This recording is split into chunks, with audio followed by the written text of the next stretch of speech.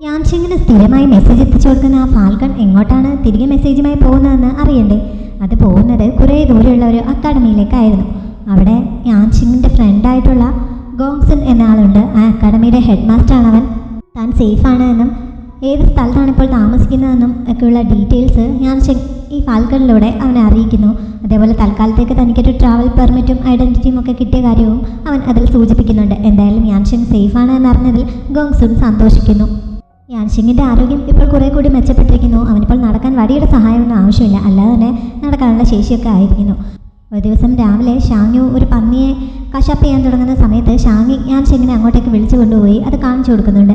ഷാങ്യു എല്ലാ പന്നിയെയും അറുക്കുന്നതിന് മുമ്പ് ഒരു ഡയലോഗ് പറയാറുണ്ട്. ഈ ലൈഫിൽ നീ നല്ലൊരു പന്നിയായിരുന്നു, അടുത്ത ലൈഫിൽ നല്ലൊരാളായി ജനിക്കാൻ സാധിക്കട്ടെ എന്ന് പറഞ്ഞിട്ട് അതിൻ്റെ തലയ്ക്ക് ഒറ്റയടി കൊടുത്ത് അതിനെ കൊല്ലുകയാണ് അവൾ ചെയ്യാറ്. ഇപ്പോൾ യാൻഷിങ് അത് നേരിട്ട് കാണുന്നു. അവളിങ്ങനെ ഒറ്റയടിക്ക് പന്നിയെ കൊല്ലുന്നതൊക്കെ അവനെ ഒന്ന് ഞെട്ടിക്കുന്നുണ്ട്. ആ ഡയലോഗ് കേട്ടപ്പോൾ മുമ്പ് എവിടെയോ കേട്ടിട്ടുണ്ടല്ലോ എന്നൊരു പരിചയവും അവന് തോന്നുന്നു. ഒരിക്കൽ ഇവൾ ഇങ്ങനെ പന്നിയെ കൊല്ലുന്നത് അവൻ സ്വപ്നം കണ്ടിരുന്നല്ലോ. ആ സമയത്ത് ഈ ഡയലോഗും അവൻ കേട്ടിരുന്നു. അത് സ്വപ്നമാണോ സത്യമാണോ എന്നുള്ളത് ഇപ്പോൾ അവൻ അറിയാൻ സാധിക്കുന്നില്ല. ഷാങ്യു കുറച്ച് കഴിഞ്ഞാണ് ഇവരെ കാണുന്നത്. ഇനി അതിനെ കീറി മുറിക്കാൻ പോവുകയാണല്ലോ. ഷാങ്ങി അത് കണ്ടു കഴിഞ്ഞാൽ അവൾ രാത്രിയിൽ പേടിക്കാൻ സാധ്യതയുണ്ട്. അതുകൊണ്ട് അവളെ അകത്തേക്ക് കൂട്ടിക്കൊണ്ട് പോകാൻ അവൾ യാൻഷിങ്ങിനോട് പറയുന്നു. അങ്ങനെ അവൻ ഷാങ്ങിങ്ങുമായി അകത്തേക്ക് കയറി പോകുന്നുണ്ട്. രണ്ടുപേരും വാതിലിന് പുറകിലായി മറഞ്ഞു നിൽക്കുകയാണ്. കുറച്ച് സമയം കഴിഞ്ഞപ്പോൾ അവന് പേടിയുണ്ടോ എന്ന് ഷാങ്ങിങ് അവനോട് ചോദിക്കുന്നു. ഒരു പന്നിയെ കൊല്ലുന്നത് കണ്ടിട്ട് ഞാൻ എന്ത് പേടിക്കാനാണെന്ന് അവൻ പറഞ്ഞപ്പോൾ അതിൻ്റെ കാര്യമല്ല ഞാൻ ചോദിച്ചത്, എൻ്റെ ചേച്ചിയെ പേടിയുണ്ടോ എന്ന് ഷാങ്ങിങ് ചോദിക്കുന്നു. അതിന് യാൻഷിങ് മറുപടിയൊന്നും പറയുന്നില്ല. പന്നിയിറച്ചി പച്ചയ്ക്ക് വിൽക്കുന്നത് കൂടാതെ അത് ചെറുതായിട്ട് ഡ്രൈ ചെയ്ത് ഏതൊക്കെ രീതിയിലും ഷാങ്യു വിൽക്കാറുണ്ട്. അവൾ അതിനുവേണ്ടി തയ്യാറെടുക്കുന്ന സമയത്ത് യാൻഷിങ് അങ്ങോട്ടേക്ക് ഇന്ന് അവളെ ഹെൽപ്പ് ചെയ്യാമെന്ന് പറയുന്നുണ്ട്. താൻ കുറച്ചു മുമ്പ് ആ പന്നിയെ കൊല്ലുന്നത് കണ്ട് അവൻ തന്നെ പേടിയാണോ എന്നുള്ള സംശയം ഷാങ്യുവിനും ഈ സമയത്ത് ഉണ്ടാകുന്നുണ്ട്. അവൾ അത് ചോദിക്കുകയും ചെയ്യുന്നു. എനിക്ക് പേടിയൊന്നുമില്ല എന്ന് അവൻ പറഞ്ഞപ്പോൾ അപ്പോൾ പിന്നെ എന്നോട് അറപ്പാണോ എന്ന് അവൾ ചോദിക്കുന്നു. രണ്ടുമില്ല, നീ എൻ്റെ ജീവൻ രക്ഷിച്ചതല്ലേ, അങ്ങനെയുള്ള നിന്നോട് ഞാനെന്തിനാണ് അങ്ങനെയൊക്കെ വിചാരിക്കുന്നതെന്ന് അവൻ ചോദിക്കുന്നു. അത് കേട്ടപ്പോൾ അവൾക്ക് സമാധാനമാവുന്നുണ്ട്. ഈ പന്നിയുടെ ഇറച്ചി വേവുന്ന സമയത്ത് ഒരു വല്ലാത്ത സ്മെല്ല് വരും, അത് അവന് ബുദ്ധിമുട്ടുണ്ടാക്കാൻ സാധ്യതയുണ്ട്, അതുകൊണ്ട് വേണമെങ്കിൽ അകത്തേക്ക് പോയിക്കോളാൻ അവൾ പറയുന്നു. പക്ഷേ യാൻഷിങ്ങിന് അതൊരു പ്രശ്നമായിരുന്നില്ല. ഡെഡ് ബോഡിയൊക്കെ കരിയുന്ന മണം ഞാനും ഇതിനു മുമ്പ് അറിഞ്ഞിട്ടുണ്ട് എന്ന് അവൻ പറയുന്നു. അവനൊരു ബോഡി ഗാർഡായിട്ടൊക്കെ പോകുന്നതുകൊണ്ട് ഡെഡ് ബോഡികളൊക്കെ കണ്ടിട്ടുണ്ടാവാൻ സാധ്യതയുണ്ട് എന്ന് അവൾ സമ്മതിക്കുന്നു. പക്ഷെ സത്യത്തിൽ അവൻ അങ്ങനെ ആയിരുന്നില്ല കണ്ടിട്ടുണ്ടായിരുന്നത്. മുമ്പത്തെ തവണ അവൻ ആ യുദ്ധഭൂമിയിൽ ഉണർന്ന സമയത്ത് അവൻ്റെ മുന്നിൽ മുഴുവൻ ഡെഡ് ബോഡികളായിരുന്നു. അതിനെപ്പറ്റിയൊന്നും അവൻ അവളോടിപ്പോൾ പറയുന്നില്ല. ഇറച്ചിയിലൊക്കെ ഉപ്പ് പുരട്ടി അത് തൂക്കിയിടുന്ന ഒരു ജോലി ഉണ്ടായിരുന്നു. അത് ചെയ്യാമെന്ന് യാൻഷിങ് പറഞ്ഞപ്പോൾ എങ്ങനെയാണ് ചെയ്യേണ്ടതെന്ന് ഷാങ്യു അവന് കാണിച്ചു കൊടുക്കുന്നു. ഈ സമയത്താണ് അവളുടെ കയ്യിൽ കത്തി കൊണ്ട് മുറിവുണ്ടായിരിക്കുന്നത് അവൻ ശ്രദ്ധിക്കുന്നത്. അവൾ പക്ഷേ അതത്ര കാര്യമാക്കുന്നില്ല. അവനെ ആ ജോലി ഏൽപ്പിച്ചിട്ട് അവൾ വേറെ എന്തൊക്കെയോ ചെയ്യുന്നുണ്ട്. അവനും കൂടി ഈ സഹായത്തിന് വന്നപ്പോൾ പണ്ട് തൻ്റെ അച്ഛനും അമ്മയും കൂടി ഇതേപോലെ ആയിരുന്നു ഇവിടെ ജോലി ചെയ്തിരുന്നതെന്ന് അവൾ അവനോട് പറയുന്നുണ്ട്. യാൻഷിങ് ഇങ്ങനെ തൻ്റെ സഹായത്തിന് വന്നത് അവളെ സന്തോഷിപ്പിക്കുന്നുമുണ്ട്. ഇടയ്ക്ക് എന്തോ ആവശ്യത്തിനായി അവിടെ തൂക്കിയിട്ടിട്ടുണ്ടായിരുന്ന അവളുടെ 2 കത്തി എടുത്തു കൊടുക്കാൻ അവൾ അവനോട് ആവശ്യപ്പെടുന്നുണ്ട്. ആ കത്തി ഊരിയെടുത്തപ്പോഴാണ് അത് വെറും സാധാരണ കത്തികളല്ല എന്ന് യാൻഷിങ്ങിന് മനസ്സിലാവുന്നത്. മുമ്പ് ഗുണ്ടകളുടെ നേരെ ഷാങ്യു പ്രയോഗിച്ച മാർഷൽ ആർട്സ് ടെക്നിക്കാണ് ഈ സമയത്ത് അവൻ്റെ മനസ്സിലേക്ക് വരുന്നത്.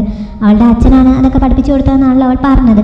അതെന്തായാലും ഒരു സാധാരണക്കാരന് അറിയാവുന്ന അടവുകളല്ല. അദ്ദേഹം എങ്ങനെയാണ് അതൊക്കെ പഠിച്ചതെന്ന് അവനിപ്പോൾ ഷാങ്യുവിനോട് ചോദിക്കുന്നു. അച്ഛൻ പല സ്ഥലങ്ങളിലും യാത്ര ചെയ്തിട്ടുള്ളതാണല്ലോ, എവിടെയെങ്കിലും വെച്ചിട്ട് ഏതെങ്കിലും മാസ്റ്ററെ കണ്ടുമുട്ടിയിട്ടുണ്ടാവണമെന്ന് അവൾ പറയുന്നു. മാസ്റ്ററുടെ കാര്യം പറഞ്ഞപ്പോൾ യാൻഷിങ്ങിൻ്റെ മനസ്സിലേക്ക് മറ്റൊരു മാസ്റ്റർ വരുന്നുണ്ട്. അവൻ്റെ ചെറുപ്പത്തിൽ അവനെ ആയുധാഭ്യാസമൊക്കെ പഠിപ്പിച്ചിരുന്ന ജനറൽ ഹേ എന്ന മാസ്റ്ററെ കുറിച്ചാണ് അവന് ഓർമ്മ വരുന്നത്. അദ്ദേഹത്തിൻ്റെ ടെക്നിക്കുകളുമായിട്ട് ഷാങ്യു അന്ന് പ്രയോഗിച്ച ടെക്നിക്കുകൾക്ക് വളരെ സാമ്യമുണ്ടായിരുന്നു. അവനിങ്ങനെ പ്രാക്ടീസ് ചെയ്യുന്ന സമയത്ത് ഇത് മേൽനോട്ടം വഹിക്കാനായിട്ട് അവൻ്റെ അങ്കിളും അവിടേക്ക് വരുന്നത് കാണിക്കുന്നുണ്ട്. അവൻ നന്നായി തന്നെയാണ് പ്രാക്ടീസ് ചെയ്യുന്നതെങ്കിലും അങ്കിളിന് എപ്പോഴും തൃപ്തിയാവുന്നില്ല. ഇത്രയും പോരാ, കുറെ കൂടി മെച്ചപ്പെടണമെന്നാണ് അങ്കിൾ പറയുന്നത്. ഓർമ്മകൾ ഇങ്ങനെ കാട് കയറിയപ്പോൾ ചെയ്തുകൊണ്ടിരുന്ന ജോലിയിൽ യാൻഷിങ്ങിൻ്റെ ശ്രദ്ധ കുറയുന്നു. അങ്ങനെ ആ ഉപ്പൊക്കെ കുറിച്ച് താഴെ പോകുന്നുണ്ട്. ഇത് ശ്രദ്ധിച്ച ഷാങ്യു അവനെ വഴക്ക് പറയുന്നു. ഉപ്പിന് വലിയ വിലയാണ്, അതുകൊണ്ട് സൂക്ഷിച്ച് ഉപയോഗിക്കണമെന്നും അവൾ പറയുന്നുണ്ട്. കുറച്ച് ഉപ്പിൻ്റെ പേരിൽ ഇത്രയൊക്കെ പറയേണ്ട കാര്യമുണ്ടോ എന്ന് അവൻ ചോദിച്ചപ്പോൾ വീട്ടുകാര്യങ്ങളൊക്കെ നോക്കുന്നത് അവനല്ലല്ലോ, അതുകൊണ്ട് സാധനങ്ങളുടെ ഒന്നും വില അവൻ അറിയാൻ പാടില്ലാഞ്ഞിട്ടാണ് എന്ന് അവൾ പറയുന്നു. അപ്പോഴേക്കും പിക്തയിലുകൊണ്ടുള്ള സൂപ്പ് റെഡിയായോ എന്ന് ചോദിച്ചുകൊണ്ട് ഷാങ്യു അങ്ങോട്ടേക്ക് വരുന്നു. പക്ഷേ അത് അടുപ്പത്ത് വെച്ചിട്ടേ ഉള്ളൂ, അവൻ കുറച്ച് ടൈം കൂടി എടുക്കും, കുറച്ചുകൂടി വെയിറ്റ് ചെയ്യാൻ ഷാങ്യു പറയുന്നുണ്ട്. ഈ സമയത്താണ് പുറത്ത് ആ ഫാൽക്കണിൻ്റെ കരച്ചിൽ അവർ കേൾക്കുന്നത്. ഷാങ്യു സന്തോഷത്തോടെ പുറത്തേക്ക് ഓടുന്നു. ഷാങ്യു എന്താണ് സംഭവം എന്നറിയാൻ പിന്നാലെ ചെല്ലുന്നുണ്ട്. കുറേ ദിവസമായിട്ട് അതങ്ങനെ അവിടെ വട്ടം ചുറ്റി പറക്കുന്നത് കണ്ട് ഷാങ്യു അതിനെ പിടികൂടാനായിട്ടൊരു ട്രാപ്പ് റെഡിയാക്കി വെച്ചിട്ടുണ്ടായിരുന്നു. അതിപ്പോൾ കറക്റ്റായിട്ട് അതിൽ വന്ന് വീണിരിക്കുകയാണ്. മുമ്പ് തവണ അതിൽ കുടുങ്ങിയപ്പോൾ യാൻഷിങ് ആയിരുന്നല്ലോ ആരും അറിയാതെ അതിനെ രക്ഷപ്പെടുത്തിയത്. പക്ഷേ ഇത്തവണ ഷാങ്യുവിൻ്റെ മുന്നിൽ വെച്ചായതുകൊണ്ട് അവനൊന്നും ചെയ്യാൻ പറ്റുന്നില്ല. ഷാങ്യു ആണെങ്കിൽ അതിനെ താഴത്തേക്ക് എടുത്തുകൊണ്ട് വന്നിട്ട് ഇതിനെ മാർക്കറ്റിൽ കൊണ്ടുപോയി കൊടുത്താൽ അത്യാവശ്യം നല്ല വില കിട്ടുമായിരിക്കും, 10 നാണയമെങ്കിലും കിട്ടും, ഇപ്പോൾ തന്നെ കൊണ്ടുപോയി വിൽക്കാമെന്നൊക്കെ പറയുന്നു. അതിനെ രക്ഷപ്പെടുത്തുന്നതിന് വേണ്ടിയിട്ട് ഇതിനെ അങ്ങനെ ആരും വാങ്ങാൻ സാധ്യതയില്ല, ഇതങ്ങനെ മെരുങ്ങുന്ന കൂട്ടത്തിലൊന്നും അല്ല, അതുകൊണ്ട് വലിയ വിലയൊന്നും കിട്ടാൻ സാധ്യതയില്ല എന്നൊക്കെ പറഞ്ഞ് യാൻഷിങ് നിരുത്സാഹപ്പെടുത്തുന്നു. അത് കേട്ടപ്പോൾ എങ്കിൽ പിന്നെ മാർക്കറ്റിൽ കൊണ്ടുപോകണ്ട, ഇപ്പോൾ തന്നെ ഇതിനെ കൊന്ന് സൂപ്പ് വെച്ച് കുടിക്കാം, എന്തായാലും ഇതിന് പരിക്കേറ്റിരിക്കുകയാണെന്ന് പറഞ്ഞ് ഷാങ്യുവിൻ്റെ കഴുത്ത് പിടിച്ച് ഞെരിച്ചതിനെ കൊല്ലാൻ തുടങ്ങുന്നു.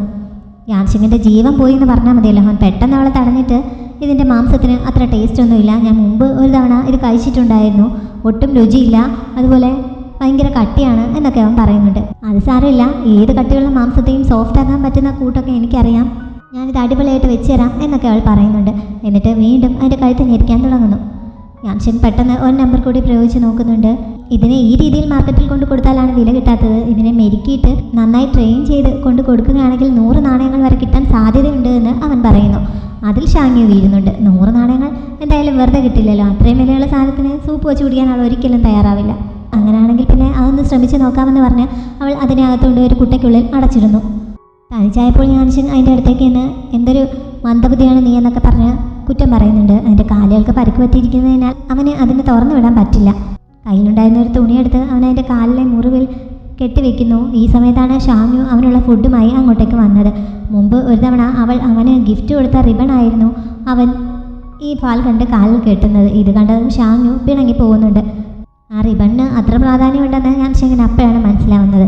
അവളുടെ പിണക്കം തീർക്കാൻ വേണ്ടി അതവൻ കഴുകി വൃത്തിയാക്കിയൊക്കെ എടുക്കുന്നുണ്ട്. ഈ സമയത്ത് ഷാങ്യു അച്ഛൻ്റെയും അമ്മയുടെയും മെമ്മോറിയൽ ടാബ്ലറ്റ് എടുത്ത് വെച്ചിട്ട് അതിന് മുന്നിൽ താൻ അന്നുണ്ടാക്കിയ ആ പോർക്ക് ഐറ്റംസൊക്കെ എടുത്തു വെച്ച് അവരുമായി സംസാരിക്കുന്നു. യാൻഷിങ്ങിൻ്റെ കാര്യമൊക്കെയാണ് അവൾ ആദ്യം പറയുന്നത്. അവന് മീറ്റിൽ ഉപ്പ് പുരട്ടേണ്ടത് എങ്ങനെയാണെന്ന് അറിയില്ല, ഉപ്പിൻ്റെ വില അറിയില്ല, എന്നാലും കുഴപ്പമില്ല, അവൻ്റെ ആരോഗ്യം ഇപ്പോൾ മെച്ചപ്പെട്ടു തുടങ്ങിയിരിക്കുന്നു എന്നൊക്കെ അവൾ അവൻ്റെ വിശേഷങ്ങളൊക്കെ പറയുന്നു. അത് കഴിഞ്ഞിട്ട് സോങ്യാനെക്കുറിച്ചും പറയുന്നുണ്ട്. സോങ്യാൻ വരുന്ന എല്ലാ പരീക്ഷയിലും തോറ്റുപോകണം എന്നാണ് അവൾ പ്രാർത്ഥിച്ചത്. അവിടെ അടുത്ത് തന്നെ ഇരുന്ന് യാൻഷിങ്ങും ഷാങ്ങിങ്ങും ഇതൊക്കെ കേൾക്കുന്നുണ്ടായിരുന്നു. സോങ്യാൻ്റെ കാര്യം പറയുന്നത് കേട്ടപ്പോൾ യാൻഷിങ്ങിൻ്റെ മുഖത്തൊരു പുഞ്ചിരി വിരിയുന്നു. വീട്ടിലെ കാര്യങ്ങളൊക്കെ കഴിഞ്ഞ് ഷാങ്യു അന്ന് ഷോപ്പിലേക്ക് ചെന്നപ്പോൾ അവളുടെ ഷോപ്പിന് മുന്നിലായിട്ടുള്ള ആ വലിയ അടുപ്പ് ആരോ നശിപ്പിച്ചിട്ടിരിക്കുന്നത് കാണുന്നു. ആരാണത് ചെയ്തതെന്ന് അവൾ വിളിച്ചു ചോദിക്കുന്നുണ്ടെങ്കിലും ആരും മറുപടിയൊന്നും പറയുന്നില്ല.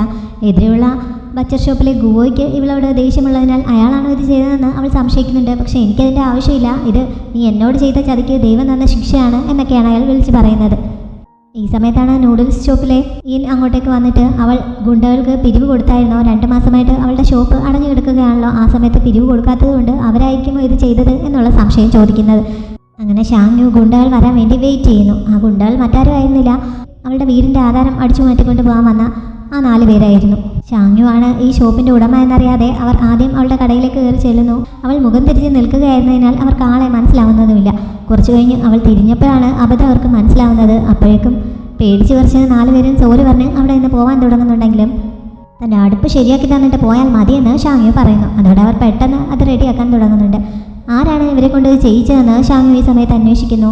തങ്ങൾക്കത് പറയാൻ പറ്റില്ല, ഗുണ്ടകളാണെങ്കിലും തങ്ങളുടെ ജോലിയിൽ നീതിയും ആത്മാർത്ഥതയും ഉള്ളവരാണ്, തങ്ങൾക്ക് പണം തന്നവരെ ഒറ്റിക്കൊടുക്കാൻ തയ്യാറല്ല എന്നൊക്കെ ഗുണ്ടാ തലവൻ പറയുന്നു. പക്ഷെ ഷാങ്യു അവളുടെ കത്തിയുമായിട്ട് മുന്നോട്ട് ചെല്ലുന്ന കണ്ടപ്പോൾ അയാൾ പേടിച്ച് ആരാണ് തങ്ങളോട് ഇങ്ങനെ ചെയ്യാൻ പറഞ്ഞതെന്നുള്ള കാര്യം പറയുന്നു. കുറച്ച് അപ്പുറത്തായിട്ടുള്ള വേറൊരു മീറ്റ് ഷോപ്പിൻ്റെ ഓണറായിരുന്നു അവരെ കൊണ്ട് ഇത് ചെയ്യിച്ചത്. അയാൾ ഞാൻ തമ്മിൽ പ്രശ്നമൊന്നുമില്ലല്ലോ എന്ന് ഷാങ്യു പറയുന്നുണ്ട്. അവർക്ക് അതിനെപ്പറ്റിയൊന്നും അറിയില്ല. എന്തായാലും അതിനെപ്പറ്റി ഷാങ്യു പിന്നെ ആലോചിക്കാമെന്ന് വിചാരിക്കുന്നുണ്ട്. ഇവരുടെ പേര് അവൾ അന്വേഷിക്കുന്നു. ഗുണ്ടാ തലവൻ്റെ പേര് ബാവു എന്നാണ്. കൂടെയുള്ള 3 പേര് മാൻതി, മാൻവു, മാൻസി. 3 പേരുടെയും പേര് ഒരേപോലെ വന്നത് എങ്ങനെയാണെന്ന് ഷാങ്യു ചോദിച്ചപ്പോൾ അവർക്ക് 3 പേർക്ക് പേരിട്ടത് ഞാനാണെന്ന് ബാവു പറയുന്നു. അവൾ പറഞ്ഞതനുസരിച്ച് അവർ വേഗം അടുപ്പൊക്കെ റെഡിയാക്കുന്നു. അത് മാത്രമല്ല വഴിയെ പോകുന്ന ആൾക്കാരെയൊക്കെ ഇറച്ചി വാങ്ങുന്നതിനായി ബലമായി പിടിച്ചുകൊണ്ട് വരികയും ചെയ്യുന്നു. ഇത് കണ്ടപ്പോൾ ഷാങ്യു ഓരോ വഴക്ക് പറയുന്നുണ്ട്. ഇങ്ങനെ ബലം പ്രയോഗിച്ചാൽ ആളുകൾ പേടിച്ച് അങ്ങോട്ട് വരാതെ ആവുമല്ലോ, അതുകൊണ്ട് അങ്ങനെ ചെയ്യരുതെന്ന് അവൾ പറഞ്ഞപ്പോൾ പിന്നെ അവർ മര്യാദക്കാരായി അവിടെ നിന്ന് ആൾക്കാരെ വിളിച്ച് കടയിലേക്ക് കയറ്റാൻ തുടങ്ങുന്നു. പറ്റാവുന്ന വിധത്തിലൊക്കെ അവളെ ഹെൽപ്പ് ചെയ്യാനും തുടങ്ങുന്നു. അവിടെ ഇപ്പോൾ എന്തൊക്കെയോ സംഭവിക്കുമെന്ന് കരുതി കാഴ്ച കാണാനായി കാത്തിരുന്ന ഗുവോയ്ക്ക് നിരാശനാവേണ്ടി വരുന്നു. അലപോലെ വന്നവരെല്ലാം ഇപ്പോൾ എലി പോലെ അവളുടെ അടുത്ത് നിന്ന് ജോലി ചെയ്യുകയാണല്ലോ. അവൾ എന്തോ മാജിക്ക് പ്രയോഗിച്ചിട്ടുണ്ടെന്ന് അയാൾ അവിടെ ഇരുന്ന് പറയുന്നു. ഇവരിങ്ങനെ ആ ഷോപ്പിൽ നിന്ന് ജോലി ചെയ്യുന്ന സമയത്താണ് ബാവോയുടെ മുത്തശ്ശി അങ്ങോട്ടേക്ക് വന്നത്. അവർ കുറച്ച് അപ്പുറത്ത് നിന്ന് ആദ്യം ഇവരെ വാച്ച് ചെയ്യുന്നു. ബാവോ പണപ്പെട്ടിയൊക്കെ കയ്യിൽ പിടിച്ചിരിക്കുന്നതും ക്യാഷ് വാങ്ങി അതിലേക്ക് ഇടുന്നതുമൊക്കെ കണ്ടപ്പോൾ അവൻ ഗുണ്ടാപ്പിരിവിന് വന്നതാണെന്ന് മുത്തശ്ശി തെറ്റിദ്ധരിക്കുന്നു. അങ്ങനെ മുത്തശ്ശി ഒരു ചൂലുമായി അങ്ങോട്ടേക്ക് വന്ന് അവനെ തല്ലാൻ തുടങ്ങുന്നു. ബാക്കി 3 പേരും കൂടി വന്ന് ഗുണ്ടാപ്പിരിവിന് വന്നതല്ല, അവളെ ഹെൽപ്പ് ചെയ്യുകയാണ് എന്നൊക്കെ മുത്തശ്ശിയോട് പറഞ്ഞിട്ടൊന്നും മുത്തശ്ശി വിശ്വസിക്കാൻ തയ്യാറാവുന്നില്ല. അവസാനം ഷാങ്യു നേരിട്ട് തന്നെ മുത്തശ്ശിയോട് സംസാരിക്കുന്നു. തൻ്റെ ഗുണ്ടയായ ചെറുമകൻ നേർവഴിക്ക് നടക്കാൻ തുടങ്ങി എന്നുള്ള ആശ്വാസത്തോടെ മുത്തശ്ശി അവിടെ നിന്ന് തിരികെ പോകുന്നുണ്ട്. അത് കഴിഞ്ഞപ്പോഴാണ് നിനക്കിങ്ങനെ കുടുംബമൊക്കെ ഉണ്ടെങ്കിൽ മര്യാദയ്ക്ക് ജീവിച്ചുകൂടെ, നല്ല ആരോഗ്യമുണ്ടല്ലോ, നല്ല രീതിയിൽ പണിയെടുത്ത് ജീവിച്ചുകൂടെ എന്നൊക്കെ ഷാങ്ങു അവരോട് ചോദിക്കുന്നത്. ഇത്രയും മോശക്കാരനായിട്ട് ജീവിച്ചിട്ട് ഈ നാട്ടിൽ ജീവിക്കാൻ വയ്യ, അപ്പോൾ നല്ലവനായി നടന്നുള്ള കാര്യം പറയണം. മാനുവിൻ്റെ അമ്മയ്ക്ക് സുഖമില്ലാതിരിക്കുകയാണ്. അമ്മയ്ക്ക് മരുന്ന് വാങ്ങാനും മറ്റുമായി അവന് ധാരാളം പണം ആവശ്യമുണ്ട്. അതേപോലെ തന്നെ മാനത്തിയുടെ സിസ്റ്റർ ഇപ്പോൾ അവൻ്റെ അങ്കിളിൻ്റെ ഒരു സ്ഥാപനത്തിൽ ജോലിക്ക് നിൽക്കുകയാണ്. 6 മാസം കൂടി കഴിയുമ്പോൾ അവൾക്ക് പ്രായപൂർത്തിയാവും. അതിനുള്ളിൽ അവളെ അവിടെ നിന്ന് സ്വതന്ത്രമാക്കാൻ സാധിച്ചില്ലെങ്കിൽ അവൾ മിസ്യൂസ് ചെയ്യപ്പെടാൻ സാധ്യതയുണ്ട്. പിന്നെ മാൻസിങ്ങിന് മാത്രമാണ് സ്വന്തമായിട്ട് ആരുമില്ലാത്തത്. ചെറുപ്പം മുതലേ അവൻ അനാഥനായിട്ടാണ് വളർന്നത്. എന്നാലും മറ്റ് ജോലിയൊന്നും ചെയ്ത് ജീവിക്കാനുള്ള ബുദ്ധി അവനില്ല എന്നൊക്കെ ബാവ പറയുന്നു. അത് കേട്ടപ്പോൾ ഷാങ്ങുവിന് കുറച്ച് സഹതാപമൊക്കെ തോന്നുന്നുണ്ട്. എന്തായാലും അവരുടെ 4 പേരുടെയും കൂടെ സഹായം കൊണ്ട് അവൾക്ക് അന്ന് നല്ല രീതിയിൽ കച്ചവടം ചെയ്യാൻ സാധിക്കുന്നു. സാധാരണ അവൾ ഷോപ്പിൽ വന്നു കഴിയുമ്പോൾ കുറച്ച് ഫുഡ് ഉണ്ടാക്കി അവിടെ ഇന്ന് തന്നെ കഴിക്കാറുണ്ട്. അന്ന് അങ്ങനെ ഉണ്ടാക്കിയപ്പോൾ അവൾ ഇവർക്ക് കൂടി ഉണ്ടാക്കുന്നു. തിരക്കില്ലാത്ത സമയത്ത് അവരെ 4 പേരെയും കൂടി അത് കഴിക്കാനായി വിളിക്കുന്നുണ്ട്. നൂഡിൽസിൻ്റെ കൂട്ടത്തിൽ പോർക്കിൻ്റെ ഏതൊക്കെയോ പാർട്സ് കൊണ്ടുള്ള കറിയും മുട്ടയും ഒക്കെ അവൾ അവർക്ക് നൽകുന്നുണ്ട്. ആർത്തിയോടെയാണ് അവർ 4 പേരും അത് വാരി കഴിച്ചത്. അത് കൂടാതെ അന്നത്തെ കച്ചവടത്തിൽ നിന്ന് കിട്ടിയ ലാഭത്തിൽ നിന്ന് കുറച്ചെടുത്ത് ഷാങ്ങു അവർക്ക് 4 പേർക്കും വീതിച്ച് നൽകുന്നുണ്ട്. നിങ്ങൾ ഇന്ന് ഉച്ചവരെ എന്നെ ഇവിടെ നിന്ന് സഹായിച്ചതിൻ്റെ പ്രതിഫലമാണിത്. ആരും എനിക്ക് വെറുതെ ഒന്നും ചെയ്തു തരാൻ ഞാൻ അനുവദിക്കാറില്ല എന്നവൾ പറയുന്നു. സന്തോഷം കൊണ്ട് അവരെയൊക്കെ കണ്ണു നിറയുന്നുണ്ട്. ഭാവിയിൽ ഇനിയും അവളെ സഹായിക്കാനായി വന്നാൽ അതിനനുവദിക്കുമോ എന്നും അവർ ചോദിക്കുന്നു.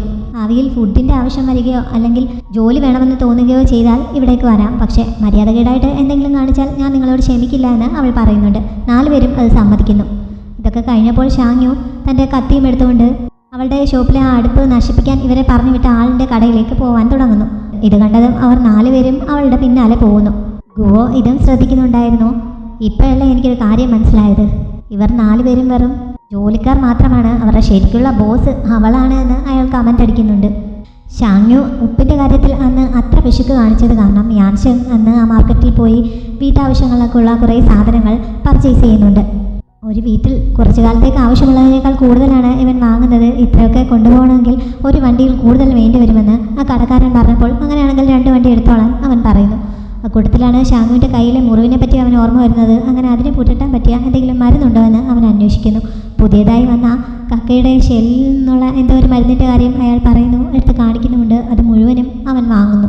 അത് കഴിഞ്ഞപ്പോഴാണ് ആ കടക്കാരൻ്റെ കയ്യിൽ കിടക്കുന്ന റിസ്ക് ഗാർഡ്സ് അവൻ കാണുന്നത്. അതേപോലെ പെൺപിള്ളേർക്ക് ധരിക്കാൻ പറ്റിയതുണ്ടോ എന്ന് അവൻ അന്വേഷിക്കുന്നു. പക്ഷേ സ്ത്രീകൾ അങ്ങനെ കട്ടിയുള്ള ജോലിയൊന്നും ചെയ്യാറില്ലല്ലോ, അതുകൊണ്ട് പുരുഷന്മാർക്ക് മാത്രമുള്ളതേ സാധാരണ വരാറുള്ളൂ, സ്ത്രീകൾക്ക് വേണ്ടിയുള്ളത് ഇല്ല എന്ന് അയാൾ അറിയിക്കുന്നുണ്ട്.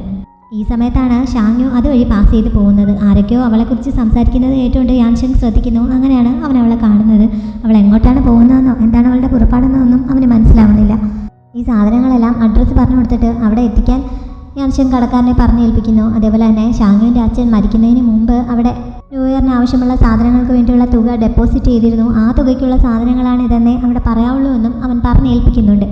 അത് കഴിഞ്ഞ് അവൻ അയാൾക്കൊരു ടിപ്പ് കൊടുക്കാമെന്ന് വിചാരിച്ച് കുറച്ച് വെള്ളി നാണയം പുറത്തേക്കെടുത്താണ്. ഈ സമയത്താണ് ഷാങ്ങുവിനെ നോക്കിക്കൊണ്ട് ഇത്ര സുന്ദരിയായിട്ടുള്ള ഒരു പെണ്ണിന് ഈ ഗുണ്ടകളെ പോലെ പെരുമാറേണ്ട കാര്യമുണ്ടോ എന്ന് അയാൾ ചോദിക്കുന്നത്. അത് കേട്ടതും അവൻ ദേഷ്യം വന്നിട്ട് അത് കൊടുക്കാതെ അവിടെ നിന്നിറങ്ങി പോകുന്നുണ്ട്. ഷാങ്ങു തനിക്കെതിരെ പ്രശ്നമുണ്ടാക്കിയ ആ വാങ്ങിൻ്റെ ഷോപ്പിലേക്ക് കയറി ചെന്ന് അയാളോട് പുറത്തേക്ക് ഇറങ്ങി വരാൻ പറയുന്നു. കുടിച്ച് ലക്കുകെട്ട അവസ്ഥയിലായിരുന്നു അയാൾ പുറത്തേക്ക് ഇറങ്ങി വന്നത്. ഇവളെ അയാൾക്ക് ആദ്യം മനസ്സിലാവുന്നില്ല. അവളെ മാത്രമല്ല അവൾക്കൊപ്പം വന്ന ഗുണ്ടകളെ കണ്ടിട്ട് പോലും അയാൾക്ക് തിരിച്ചറിയാൻ സാധിക്കുന്നില്ല. ഏതോ ബാറിൽ വെച്ചാണ് ഇവർ തമ്മിൽ കാണുന്നതും അയാൾ ഈ ഡീൽ അവരെ ഏൽപ്പിക്കുന്നതും. ആ സ്ഥലവും സന്ദർഭവും ഒക്കെ പറഞ്ഞു കൊടുത്ത് കഴിഞ്ഞപ്പോൾ അയാൾക്ക് കാര്യം മനസ്സിലാവുന്നു. ഷാങ്ങുവിന് അവിടെയുള്ള ഒരു റെസ്റ്റോറൻറ്റിലെ ഷെഫ് ആ റെസ്റ്റോറൻറ്റിലേക്കുള്ള ഇറച്ചി വാങ്ങുന്നതിനുള്ള ബിസിനസ് നൽകിയിരുന്നല്ലോ. അവൾ ആ ബിസിനസ് ഏറ്റെടുക്കുന്നതിന് മുമ്പ് ഇയാളായിരുന്നു അവിടെ ഇറച്ചി നൽകിക്കൊണ്ടിരുന്നത്. ഷാങ്ങു ആ ഷെഫിനെ വശീകരിച്ചാണ് ഇങ്ങനെ ഒരു ഡീൽ നേടിയെടുത്തതെന്ന് അയാൾ ആരോപിക്കുന്നത്. ഇത് കേട്ടതോടെ ഷാങ്ങുവിൻ്റെ നിയന്ത്രണം വിടുന്നുണ്ട്. അവൾ അവിടെ ഇരിപ്പുണ്ടായിരുന്ന മേശ തട്ടി ഇയാളുടെ നേർക്ക് എറിഞ്ഞ് അതിൻ്റെ പുറത്തേക്ക് ചാടിക്കയറുന്നു. വാങ് അവിടെ ഒരു കസേരയിൽ ഇരിക്കുകയായിരുന്നു. ഇങ്ങനെ ആയപ്പോൾ അയാൾക്ക് അനങ്ങാൻ പറ്റാത്ത അവസ്ഥയാവുന്നുണ്ട്. അവളുടെ ഈ വരവൊക്കെ കണ്ടപ്പോൾ മുമ്പ് ഇവൾ തങ്ങളുമായി ഫൈറ്റ് ചെയ്ത സമയത്ത് അവളുടെ ശക്തിയുടെ പകുതി പോലും പ്രയോഗിച്ചിരുന്നില്ല എന്ന് ഗുണ്ടകൾക്ക് മനസ്സിലാവുന്നുണ്ട്. ഇതൊക്കെ കണ്ടുകൊണ്ട് കുറേ ആളുകളും അവിടെ കൂടിയിട്ടുണ്ടായിരുന്നല്ലോ. ഷാങ്ങു ആയതുകൊണ്ടാണ് ഇങ്ങനെയുള്ള ഒരു വലിയ ഷോപ്പ് അവളെ ഉപദ്രവിച്ചപ്പോൾ എതിർത്ത് നിൽക്കാൻ സാധിച്ചത്. വേറെ ഏതെങ്കിലും പെൺകുട്ടികളായിരുന്നെങ്കിൽ ഇപ്പോൾ വിഷമിച്ചിരിക്കുകയുള്ളായിരുന്നു എന്നൊക്കെ അവർ പറയുന്നുണ്ട്. മാത്രമല്ല ഈ ഷോപ്പുകാർക്ക് ബിസിനസ് നഷ്ടപ്പെടാൻ കാരണം അവരുടെ ഇറച്ചി ഒട്ടും കൊള്ളാത്തതുകൊണ്ടാണ് ഇപ്പോഴുള്ള ഈ വാങ്ങിൻ്റെ അച്ഛൻ ഷോപ്പ് നടത്തിയിരുന്ന സമയത്ത് അവിടെ നല്ല സാധനമായിരുന്നു കിട്ടിക്കൊണ്ടിരുന്നത്. പക്ഷേ അദ്ദേഹത്തിൻ്റെ മരണശേഷം അവിടെ കിട്ടിക്കൊണ്ടിരിക്കുന്ന ഇറച്ചിയുടെ ടേസ്റ്റ് ഓരോ ദിവസം കഴിയുന്നതോറും മോശമായിക്കൊണ്ടിരിക്കുകയാണ്. അതുകൊണ്ടായിരിക്കണം റെസ്റ്റോറൻറ്റ് അയാളുമായി ബിസിനസ് നിർത്തിയത്. ആരായാലും അത് തന്നെ ചെയ്യുകയുള്ളൂ എന്ന് ഈ നാട്ടുകാർ തന്നെ പറയുന്നു. വാങ്ങിനും അത് സമ്മതിക്കേണ്ടി വരുന്നു. ഷാങ്യുവിനോട് അയാൾ ക്ഷമ ചോദിക്കുന്നുണ്ട്. ഇനി നീ ഇങ്ങനെ എന്തെങ്കിലും അപവാദം പറഞ്ഞ് പരത്തിയാൽ ഈ കത്തിക്ക് കണ്ണു കാണില്ല, അതോർത്ത് വേണം ചെയ്യാൻ എന്ന് പറഞ്ഞ് ഷാങ്യു ആ കത്തി അവൻ്റെ മുന്നിലേക്ക് വെക്കുന്നുണ്ട്. അവൻ പേടിയോടെ ഇനി ഇങ്ങനെ ഒന്നും ചെയ്യില്ല എന്ന് സമ്മതിക്കുന്നു. അതിനുശേഷം അവൾ അവിടെ നിന്ന് ഇറങ്ങി പോകുന്നുണ്ട്. അവർ പുറത്തേക്ക് ഇറങ്ങിക്കഴിഞ്ഞപ്പോൾ വാങ്ങിനെ അവിടെ ഉണ്ടായിരുന്ന ജോലിക്കാരൻ ആ മേശയ്ക്കടിയിൽ നിന്ന് പിടിച്ച് എഴുന്നേൽപ്പിക്കുന്നു. അയാൾ കയ്യിൽ കിട്ടിയൊരു കത്തിയുമായിട്ട് അവളെ കുത്താനായി പുറകെ ഓടി ചെല്ലുന്നുണ്ട്. പക്ഷെ പെട്ടെന്ന് അയാൾ എങ്ങനെയോ മറിഞ്ഞു വീഴുന്നു. ശബ്ദം കേട്ട് ഷാങ്യു തിരിഞ്ഞു നോക്കിയപ്പോൾ അയാൾ റോഡിൽ മുട്ടുകുത്തിയിരിക്കുകയാണ്. അയാളുടെ കയ്യിലുണ്ടായിരുന്ന കത്തി മുകളിൽ അയാളുടെ ബോർഡിൽ തന്നെ ചെന്ന് തറക്കുകയും ചെയ്തിരുന്നു. നിങ്ങളെ യാത്ര അയക്കാൻ വേണ്ടി ഞാൻ ഇങ്ങോട്ടിറങ്ങി വന്നതാണ് എന്ന് അയാൾ ഒരു വലിച്ച ചിരിയോടെ പറയുന്നു. ഷാങ്യു അങ്ങനെ അവിടെ നിന്ന് പോകുന്നുണ്ട്. ഇവിടെ നടക്കുന്ന ഈ ഫൈറ്റൊക്കെ കുറച്ച് അപ്പുറത്തായി ഒരു കുതിരവണ്ടിക്കുള്ളിൽ നിന്ന് ഒരു ലേഡി ശ്രദ്ധിക്കുന്നുണ്ടായിരുന്നു. ഷാങ്യു അവിടെ നിന്ന് ഇറങ്ങിപ്പോയപ്പോൾ അത് ഫാൻ ഷാങ്യു അല്ലേ എന്ന് അവർ അവിടെ നിൽപ്പുണ്ടായിരുന്ന അവരുടെ തോഴിയോട് ചോദിച്ചുറപ്പിക്കുന്നുണ്ട്. എന്നിട്ട് അവിടെ നിന്ന് പോവുകയും ചെയ്യുന്നു. ഷാങ്യുവും യാൻഷിങ്ങും ഒരുമിച്ചാണ് തിരികെ പോയത്. അവൻ്റെ ആരോഗ്യമൊക്കെ റെഡിയായി വരുന്നതല്ലേ ഉള്ളൂ, പിന്നെ എന്തിനാണ് ടൗണിലേക്ക് വന്നതെന്ന് അവൾ ചോദിക്കുന്നുണ്ട്. ഞാൻ അവിടെ ഒരിടത്ത് വരെ വന്നപ്പോൾ വാങ്ങിൻ്റെ ഷോപ്പിനടുത്ത് നീ പ്രശ്നമുണ്ടാക്കുന്നതെന്ന് അറിഞ്ഞു, അങ്ങനെ അങ്ങോട്ടേക്ക് വന്നതാണ് എന്ന് അവൻ പറയുന്നു. താനിങ്ങനെ ഒരു ഗുണ്ടായി നടക്കുന്നത് അവന് നാണക്കേടുണ്ടാക്കുന്നുണ്ടോ എന്ന് അവൾ കുറച്ച് വിഷമത്തോടെ ചോദിക്കുന്നുണ്ട്. അത് കേട്ടപ്പോൾ യാൻഷിങ്ങിന് ഓർമ്മ വന്നത് കുറച്ച് മുമ്പ് അവൻ അവളെ ഹെൽപ്പ് ചെയ്തതിനെ കുറിച്ചായിരുന്നു. ശരിക്കും പറഞ്ഞാൽ ആ വാൻ കത്തിയുമായി പുറത്തേക്ക് ഓടിയ സമയത്ത് അവിടെ ആൾക്കാരുടെ ഇടയിൽ നിൽപ്പുണ്ടായിരുന്ന ഒരു കല്ലെടുത്ത് എറിഞ്ഞാണ് വാങ്ങിനെ വീഴ്ത്തിയത്. എന്നിട്ട് അവൻ പെട്ടെന്ന് അവിടെ നിന്ന് തിരിഞ്ഞ് നടക്കുകയും ചെയ്തിരുന്നു. അതുകൊണ്ടാണ് ഷാങ്യു അവനെ കാണാതിരുന്നത്. അത് പക്ഷേ അവൻ അവളോട് പറയുന്നില്ല. എനിക്കതിൽ ഒരു നാണക്കേടുമില്ല, അഭിമാനമുള്ളൂ എന്ന് അവൻ പറയുന്നു. മുമ്പ് ഞാനിങ്ങനെ ഫോഴ്സ് ഉപയോഗിക്കാനൊന്നും അച്ഛൻ സമ്മതിക്കില്ലായിരുന്നു. അതേപോലെ തന്നെ പന്നയാളെ കശാപ്പ് ചെയ്യാൻ അമ്മയും എന്നെ സമ്മതിക്കുമായിരുന്നില്ല. ഞാൻ ഭാവിയിൽ സൗമ്യാനെ വിവാഹം കഴിക്കുകയാണെങ്കിൽ അത് അവൻ്റെ കുടുംബത്തിനൊരു കുറച്ചിലായിരിക്കും, നാട്ടുകാർ എപ്പോഴും അതൊരു മോശമായി പറയും എന്നൊക്കെ പറഞ്ഞായിരുന്നു അമ്മ എന്നെ എതിർത്തിരുന്നത്. പക്ഷേ അവർ മരിച്ചു കഴിഞ്ഞപ്പോൾ ജീവിക്കാൻ മറ്റൊരു വഴിയുമില്ലാതെയായപ്പോൾ എനിക്കത് തന്നെ ചെയ്യേണ്ടി വന്നു. അതും പോരായിട്ട് ഞാൻ ആളുകളെ തല്ലുന്നൊരു ഗുണ്ടയുമായി. ഇപ്പോൾ ഇവിടെയുള്ള ഗാംബ്ലിംഗ് ഹൗസിൽ നിന്ന് എന്നെ ജോലിക്ക് വരെ വിളിച്ചിട്ടുണ്ട്. ഞാൻ ഭാവിയിൽ പന്നിയെ കശാപ്പ് ചെയ്യുന്ന ജോലി നിർത്തുകയാണെങ്കിൽ അവരുടെ ഡെപ്റ്റ് കളക്ട് ചെയ്യാനായിട്ട് ഗുണ്ടയായിട്ട് ചെല്ലണമെന്നാണ് അവർ പറഞ്ഞിരിക്കുന്നത് എന്നൊക്കെ അവൾ പറയുന്നു. അങ്ങനെയാണെങ്കിൽ പോയി അത് ചെയ്യാൻ യാൻഷിങ് അവളെ പ്രോത്സാഹിപ്പിക്കുന്നുണ്ട്. നീ എന്നെ ഇത് ചെയ്യാൻ പ്രോത്സാഹിപ്പിക്കുകയാണോ എന്ന് അവൾ ചോദിച്ചപ്പോൾ നീ എന്തിനാണ് നാട്ടുകാരെ പേടിക്കുന്നത്? നിന്റെ ജീവിതവും നിന്റെ കാര്യങ്ങളും തീരുമാനിക്കുന്നത് അവരല്ലല്ലോ. അവർ നിന്നെക്കുറിച്ച് എന്തെങ്കിലും കുറ്റം പറയുകയാണെങ്കിൽ അതിനേക്കാൾ കൂടുതൽ ചെയ്ത് കാണിക്കുകയാണ് വേണ്ടത് എന്നൊക്കെ പറഞ്ഞ് അവൻ അവളെക്കുറിച്ച് എൻകറേജ് ചെയ്യുന്നുണ്ട്. അവർ തിരികെ ചെല്ലുന്ന സമയത്ത് യാൻഷിങ് നേരത്തെ ഓർഡർ ചെയ്ത സാധനങ്ങളൊക്കെ വീട്ടിലെത്തിയിട്ടുണ്ടായിരുന്നു. ഇതൊക്കെ എങ്ങനെ വന്നുവെന്ന് ഷാങ്യു അത്ഭുതപ്പെടുന്നു. ഇതൊക്കെ അച്ഛൻ മേടിച്ചതാണെന്ന് ഷാങ്യു പറഞ്ഞെങ്കിലും അവൾക്കത് വിശ്വാസം വന്നില്ല. അപ്പോഴേക്കും ആൻറ്റി പുറത്തേക്ക് ഇറങ്ങി വന്നിട്ട് ഷാങ്യു പറഞ്ഞ സത്യം തന്നെയാണ്. നേരത്തെ തന്നെ അവളുടെ അച്ഛൻ അവിടെ കുറച്ച് ക്യാഷ് ഡെപ്പോസിറ്റ് ചെയ്തിരുന്നു. ന്യൂ ഇയർ ആകുമ്പോൾ സാധനങ്ങൾ കൊണ്ട് തരണമെന്ന് പറഞ്ഞ് ഏൽപ്പിക്കുകയും ചെയ്തിരുന്നു. ആ സാധനങ്ങളാണ് ഇത് എന്നൊക്കെ നേരത്തെ യാൻഷിങ് പറഞ്ഞതുപോലെ അവളെ അറിയിക്കുന്നു. എന്നാലും ഷാങ്യുവിന് അതത്ര വിശ്വാസം വരുന്നില്ല. ഇത്രയും സാധനങ്ങൾ വാങ്ങാനുള്ള കാശ് അച്ഛൻ എവിടെ നിന്നായിരുന്നുവെന്ന് അവൾക്ക് മനസ്സിലാവുന്നില്ല. ആ സാധനങ്ങൾ കൊണ്ടുവന്ന ആൾക്കാരോട് ഒന്നുകൂടി അവൾ ചോദിച്ച് ഉറപ്പിക്കുന്നുണ്ട്.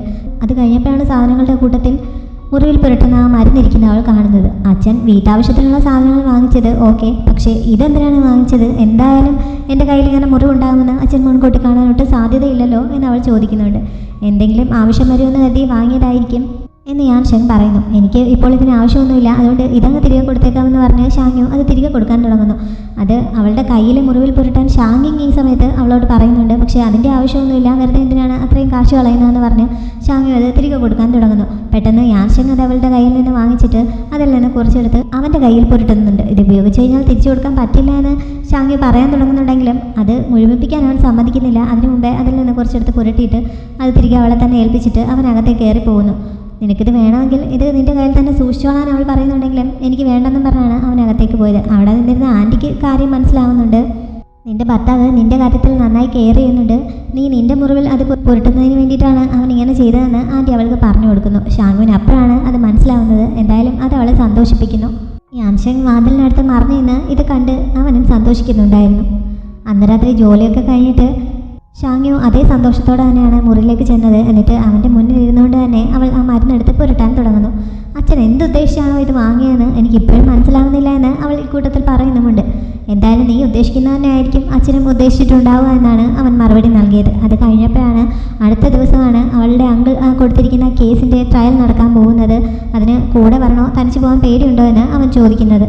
അവന് മുട്ടിന് പരിക്കേറ്റ് ശരിയായി വരുന്നതല്ലേ ഉള്ളൂ. അവിടെ വന്നാൽ ഒരുപാട് സമയം മുട്ടുകുത്തിയിരിക്കേണ്ടി വരും. അതുകൊണ്ട് തൽക്കാലം അവൻ വരണ്ട. അങ്കിൾ സാഹോയൊക്കെ വരുന്നുണ്ട്, അവർക്കൊപ്പം ഞാൻ തനിയെ പോയിക്കോളാം. നീ പഠിപ്പിച്ചു തന്നതൊക്കെ ഞാൻ നന്നായി പഠിച്ചു കഴിഞ്ഞു, അതുകൊണ്ട് എനിക്ക് പേടിയില്ല എന്ന് അവൾ പറയുന്നു. അങ്ങനെ അടുത്ത ദിവസം അവൾ കോടതിയിലേക്ക് പോകുന്നുണ്ട്. അകത്തേക്ക് കടക്കുന്നതിന് മുമ്പ് ഒരു സെക്യൂരിറ്റി ചെക്കിംഗ് ഉണ്ടായിരുന്നു. അവളുടെ കൈവശമാണെങ്കിൽ അവൾ എപ്പോഴും കൊണ്ടു നടക്കാറുള്ള ആ ബച്ചർ നൈഫ്സും ഉണ്ടായിരുന്നു. അതകത്തേക്ക് കൊണ്ടുപോകാൻ പറ്റില്ല എന്ന് കാവൽക്കാരൻ അറിയിക്കുന്നുണ്ട്. ഇതെൻ്റെ ജീവിതമാർഗ്ഗമാണ് എന്നൊക്കെ അവൾ പറയുന്നുണ്ടെങ്കിലും പറ്റില്ലെന്ന് പറഞ്ഞാൽ പറ്റില്ല എന്നാണെന്ന് അയാൾ സ്ട്രിക്റ്റ് ആയിട്ട് പറയുന്നു. അങ്ങനെ ഷാങ്യുവിന് അതവിടെ വെച്ചിട്ടാണ് അകത്തേക്ക് പോകാൻ പറ്റുന്നത്. കോടതിക്ക് പുറത്തായിട്ട് അങ്കിൾ സാഹോയും ആൻറ്റിയും പിന്നെ ആൻറ്റി കാങ്ങും അതേപോലെ കുറേ നാട്ടുകാരുമൊക്കെ തടിച്ചു കൂടിയിട്ടുണ്ട്. ഷാങ്യു എത്തി കുറേ കഴിഞ്ഞപ്പോഴാണ് മജിസ്ട്രേറ്റ് വരുന്നത്. പക്ഷേ ഇത്രയും സമയമായിട്ടും അവളുടെ അങ്കിളും ആൻറ്റിയും എത്തിയിട്ടില്ല. വാദിയോടും പ്രതിയോടും ഹാജരാവാൻ ജഡ്ജി പറഞ്ഞപ്പോൾ ഷാങ്യു അയാൾക്ക് മുന്നിൽ പോയിരിക്കുന്നു. പക്ഷേ പരാതിക്കാരൻ വരാതെ കേസ് വിളിക്കാൻ പറ്റില്ലല്ലോ. അയാൾ എവിടെ പോയി എന്ന് ജഡ്ജി അന്വേഷിക്കുന്നുണ്ട്. അയാൾ വരാത്തത് ഷാങ്യുവിനെ സന്തോഷിപ്പിക്കുന്നുണ്ട്. അങ്കിൾ സാഹോയും ആൻറ്റിയും ഒക്കെ സന്തോഷിച്ച് നിൽക്കുകയാണ്. പക്ഷേ പരാതിക്കാരൻ വരാതെ ഒരു തീരുമാനത്തിലെത്താൻ ജഡ്ജിക്ക് പറ്റില്ലല്ലോ. അതുകൊണ്ട് അയാളെ അന്വേഷിച്ച് പോകാൻ പോലീസ് ഓഫീസർ വാങ്ങിനോട് ജഡ്ജി ഓർഡർ നൽകുന്നു. അത്രയും സമയത്തേക്ക് കോടതി മാറ്റിവെക്കുകയും ചെയ്യുന്നുണ്ട്. വാങ് പുറത്തേക്ക് പോകുന്നതിന് മുമ്പ് അങ്കിൾ സാഹോയെ മാറ്റി നിർത്തിയിട്ട് ഷാങ്യു എങ്ങാനും അയാളെ പിടികൂടി ഒളിപ്പിച്ചിരിക്കുകയാണോ എന്ന് അന്വേഷിക്കുന്നുണ്ട്. പക്ഷേ അതിൻ്റെ ആവശ്യമില്ല. ഷാങ്യു ഇപ്പോൾ ലീഗലി മാരീഡ് ആയി കഴിഞ്ഞിരിക്കുന്നു. അതുകൊണ്ട് എന്തായാലും ഈ കേസിൽ അവൾ തന്നെയല്ലേ ജയിക്കുകയുള്ളൂ. പിന്നെ എന്തിനാണ് അവൾ അങ്ങനെ ചെയ്യുന്നത്? മാത്രമല്ല ഇന്നലെ രാത്രി മുഴുവൻ അവൾ വീട്ടിൽ തന്നെ ഉണ്ടായിരുന്നു, അങ്ങോട്ടൊന്നും പോയിട്ടേ ഇല്ല എന്ന് അങ്കിൾ സാഹോ അറിയിക്കുന്നു. വാങ്ങിന് അപ്പോഴാണ് സമാധാനമാവുന്നത്. എന്തായാലും അദ്ദേഹം ഷാങ്യുവിൻ്റെ അങ്കിളിനെ അന്വേഷിച്ച് പോകുന്നുണ്ട്. കുറേ സമയം കഴിഞ്ഞപ്പോഴേക്കും ജഡ്ജി തിരികെ വരുന്നു. ഷാങ്യു ഈ സമയം അത്രയും അവിടെ ഇരിക്കുകയാണ്. 2 മണിക്കൂർ കഴിഞ്ഞിരിക്കുന്നു. ഇത്രയും നേരമായിട്ട് പരാതിക്കാരൻ ഹാജരാവാത്തതുകൊണ്ട് ഷാങ്യു വിജയിച്ചതായിട്ട് ജഡ്ജി പ്രഖ്യാപിക്കുന്നുണ്ട്. പക്ഷേ പ്രഖ്യാപനം നടപ്പിലാക്കുന്നതിന് മുമ്പ് തന്നെ അവളുടെ അങ്കിളിൻ്റെ ഡെഡ് ബോഡിയും കൊണ്ട് ആൻറ്റി കരഞ്ഞു കൂവി വിളിച്ചുകൊണ്ട് അങ്ങോട്ടേക്ക് വരുന്നു. എന്നിട്ട് ഷാങ്യുവിൻ്റെ അടുത്തെത്തി അവൾക്ക് ടർണം പൊട്ടിച്ചിട്ട് ആ വീട് സ്വന്തമാക്കുന്നതിന് വേണ്ടി നിന്റെ സ്വന്തം അങ്കിളിനെ നീ കൊന്നല്ലോ എന്ന് ആരോപിക്കുന്നു. ഷാങ്യു ഇത് കേട്ട് ആകെ ഷോക്കായിരിക്കുന്നിടത്ത് ഈ എപ്പിസോഡ് അവസാനിക്കുന്നു.